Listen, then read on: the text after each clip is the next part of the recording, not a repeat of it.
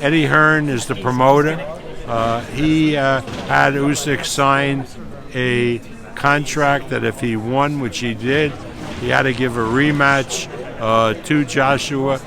And Eddie Hearn is handling that fight. And, I'm not going to interfere, of course, and let it play out.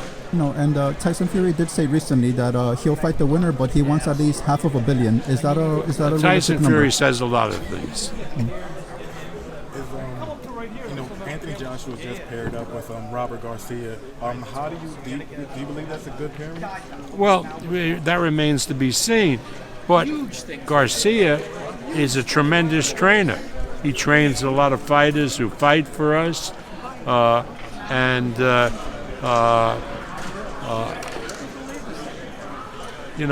looking at that fight, I would say that even if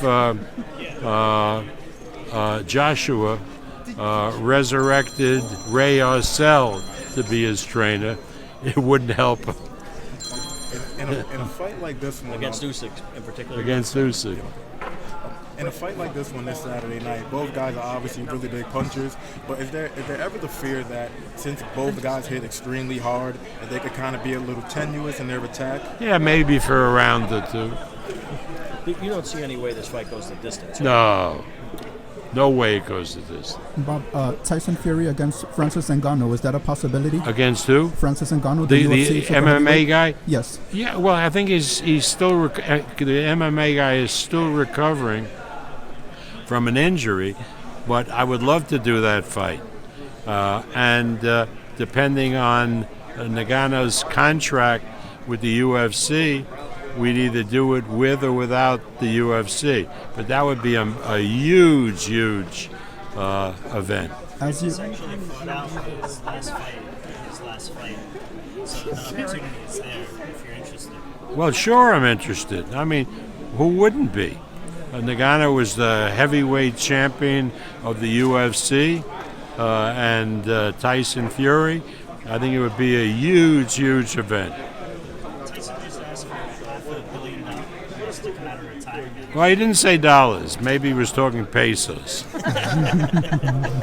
So let's just say Tyson Fury does get that one fight back. Do you think it's going to be a multi-fight, or he's just going to come back to try to unify the titles? No, I think that's up to Tyson. Tyson's a very intelligent guy. He has a lot of opportunities outside of boxing. So you take it with a guy like Tyson, you take it one step at a time. And so I'm optimistic, without discussing it with him, that sometime down the road he'll fight the winner of Joshua Usyk, which I hope is Usyk, and he'll fight Ngannou, and maybe call it a day. But I know he loves training, and he loves being in the ring. So that's a plus. Bob, I know it's extremely difficult to say, but do you have any idea when we can possibly see Lomachenko back in the ring, or is it just too difficult? Well, that depends. Lomachenko was supposed to fight Kamboza, but he wouldn't leave Ukraine because he's fighting in the defense force. So I'd have to talk to Igas, who would talk to Vasily, to see now if a fight opened up with Devin Haney, whether we could expect Lomachenko to come out and do that fight. So again, that's something that I can't predict. Bob, talking about opening up, okay, with Devin Haney. So contractually, we understand he has a second fight in Australia, but opening up, what do you mean? Can you elaborate on that? Like, is it possible Devin doesn't fight that second fight? Yeah, there's a contract for him to fight Kamboza again in a rematch.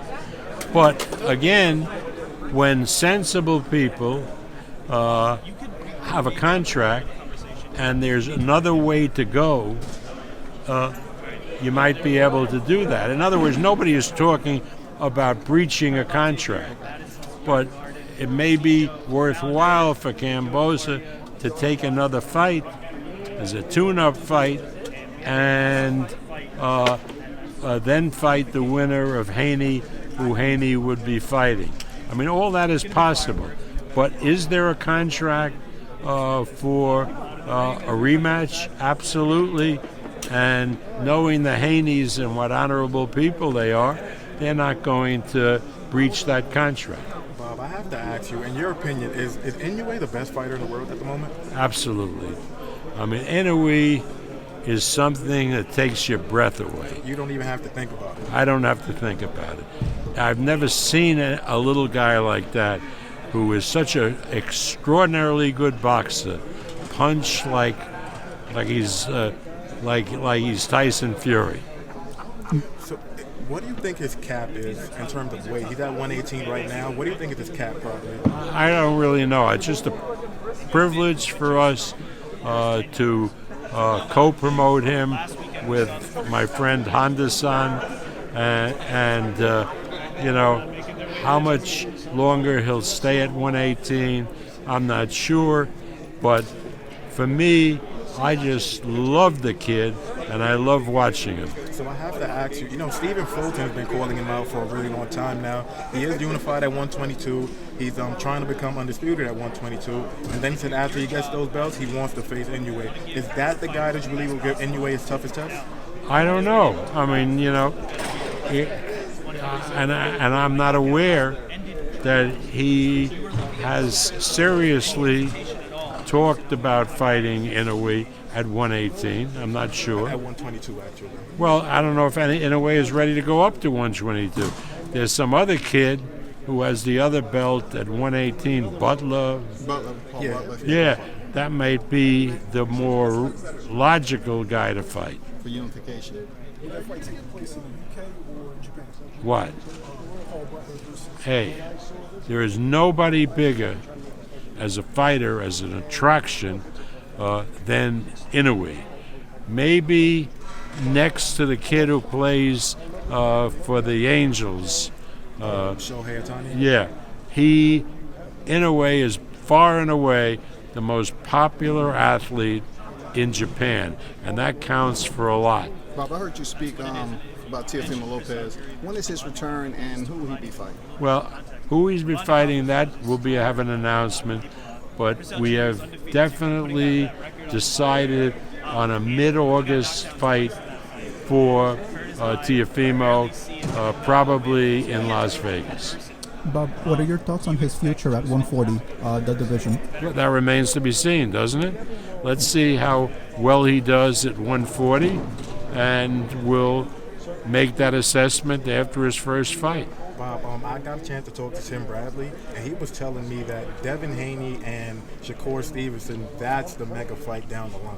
I agree. Anything, Shakur Stevenson has been a pleasure promoting him. He's a tremendous, tremendous talent, as is Devin Haney, and Shakur is a tough out for anybody.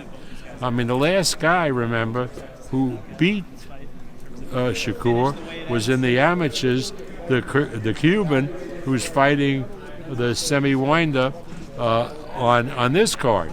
So, I mean, that's an unbelievable, big pay-per-view fight. So speaking of Robeisy Ramirez, do you want to move his career a little bit faster? I guess now, because he did pick up that first loss he did pick up the loss in his first fight, but he is a two-time gold medalist. Do you want to move his career a little bit faster? Yeah, I mean, the first fight he was very disappointing, first professional fight, but the reason was that he was practically in hiding.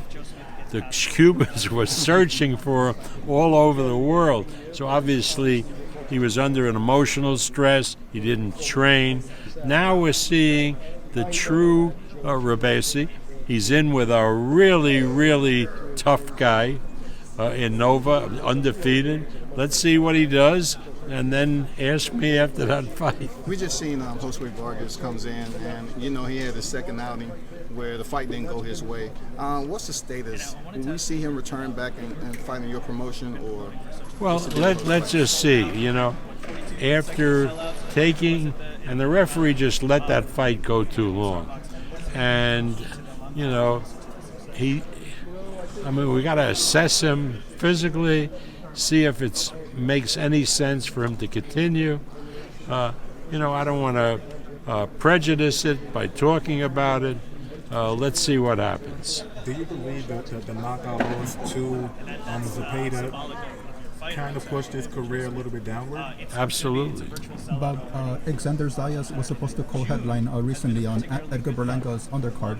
How's he doing? Can we expect him in the ring anytime Well, soon? he had strep throat, and we're going to certainly bring him back as soon as we can because he's one of the stars in our group of fighters. He has a big upside. I mean, he's a handsome kid, very well prepared, very articulate, is bilingual. He has everything going for him, so we're going to bring him back as soon as we can. Well, before we go, could you tell our audience a little about what's going to happen at Madison Square Garden this weekend? It's going to be bombs away. You're going to see, I think, I'm not going to predict who's going to win, but I'll predict that it'll be fight of the year. What is your thought process on Shushu Sheridan? He's been basically putting in some phenomenal performances, Shushu Sheridan. You know, what's your thought process on how y'all moving him? You know, his performance. Is he coming off a devastating knockout? Who? You know, win. Bruce Carrington. Oh, geez, I love that kid. Shushu, absolutely a future champion. And we're handling him like he's going to be a future champion. What a nice kid. He's very articulate, lovely young man, and can fight like a son of a gun. So he's the real goods. We were very fortunate to have signed him to a promotional contract. Bob, when Alexander Zayas does return, will that fight take place in the Garden?